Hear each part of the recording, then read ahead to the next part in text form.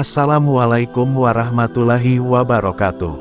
Selamat datang di channel Jagat Tauhid, channel yang akan memberikan pengetahuan dan kisah-kisah Islami.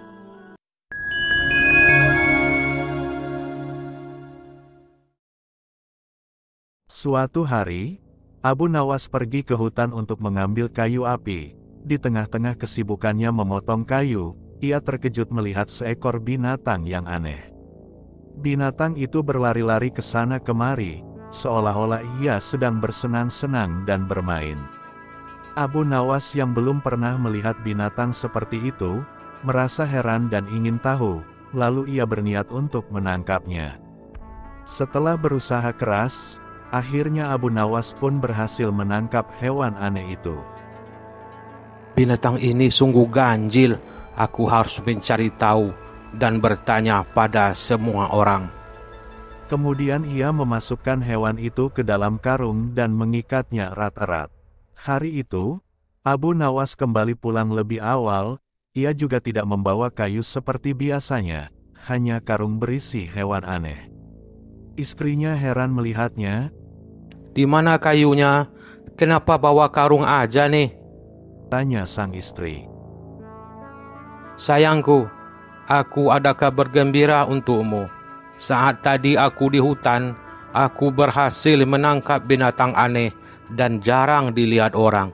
Nah, sekarang binatangnya ada dalam karung ini nih. Niatnya, aku mau mengundang warga desa dan menunjukkan binatang ini kepada mereka. Mudah-mudahan mereka tahu apa nama binatang ini. Kemudian, aku mau menjualnya dengan harga yang mahal. Jawab Abu Nawas. Kata-kata Abu Nawas membuat sang istri ingin tahu dan berusaha membuka karungnya. Jangan buka, nanti dia lari. Larang Abu Nawas. Kemudian, Abu Nawas memberi pesan pada istrinya.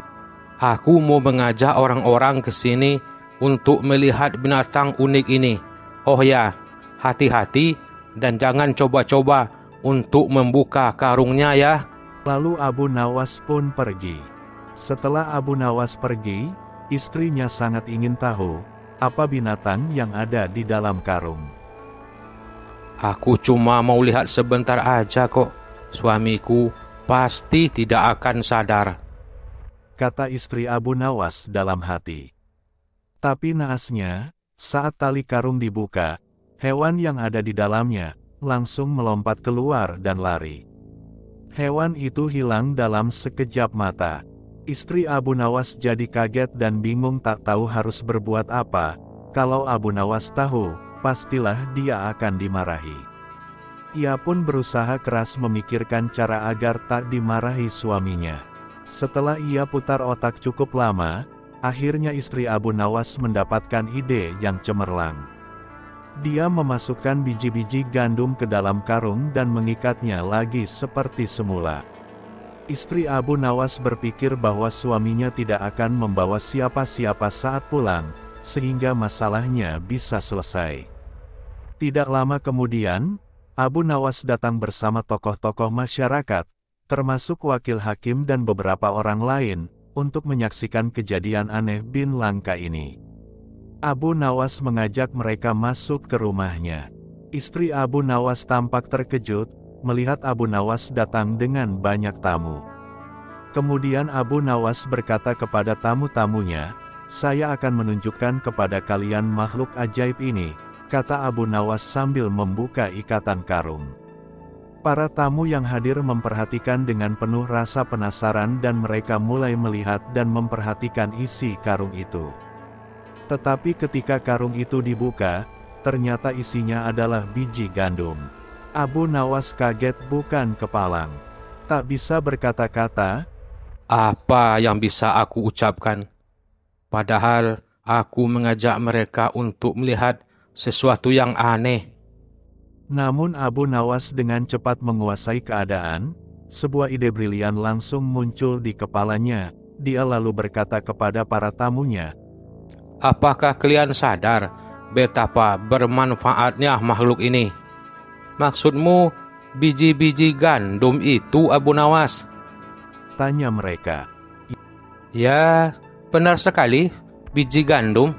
Aku berhasil mengambil biji-biji gandum yang dibuang orang-orang di depan rumahku, sampai terkumpul beberapa kilo.